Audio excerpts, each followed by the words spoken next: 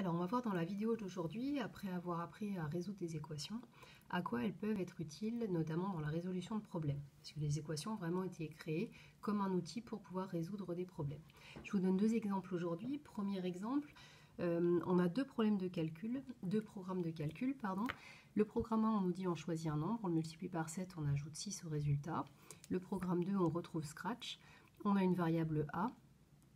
On lui donne une valeur, on la multiplie par 4 et on lui ajoute 21. Et le problème qu'on se pose, c'est quel nombre de départ doit-on choisir dans chaque programme pour qu'à la fin, les deux programmes donnent le même résultat. Quand vous avez un problème à mettre en équation, la première étape, c'est d'abord de dire ce que va représenter l'inconnu. Votre inconnu, c'est le nombre que vous cherchez, tout simplement. Donc là, par exemple, on va noter x,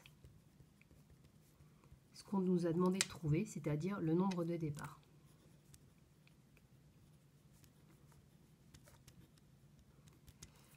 On va chercher aussi dans le programme à quel moment on nous parle d'une égalité, puisque cette égalité-là va nous permettre de créer notre équation. On vous dit quel nombre de départs choisir pour que les deux programmes de calcul donnent le même résultat. Donc il faut que le résultat du programme A soit égal au résultat du programme B.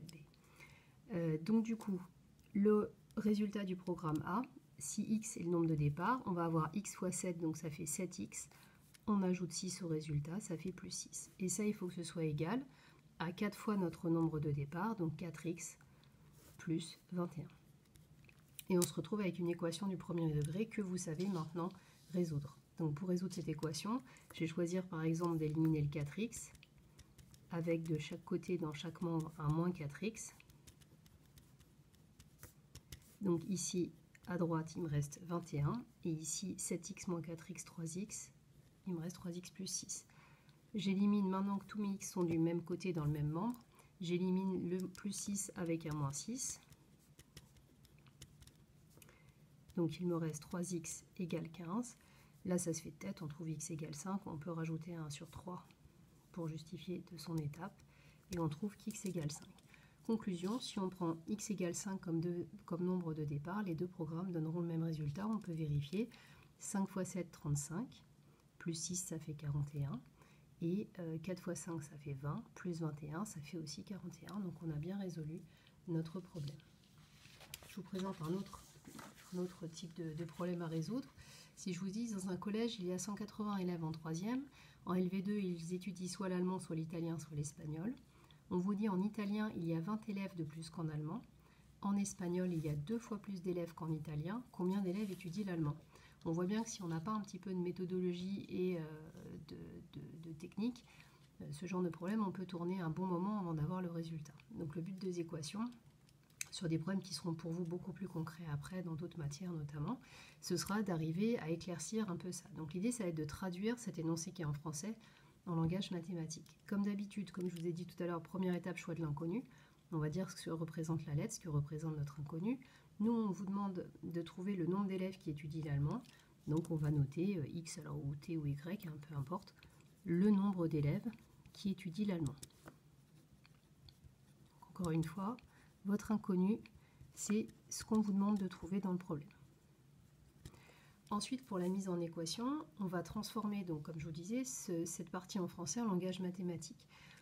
On cherche l'égalité. L'égalité, elle va être créée par cette phrase-là. Dans un collège, il y a 180 élèves en 3e. Donc ça veut dire que le nombre d'élèves qui étudient l'allemand, je mets en abrégé, donc nombre d'élèves en allemand, sera écrit complètement dans votre cours qui sera en pièce jointe, plus le nombre d'élèves qui étudient l'italien, plus le nombre d'élèves qui étudient l'espagnol. Tout ça additionné, ça va nous donner 180.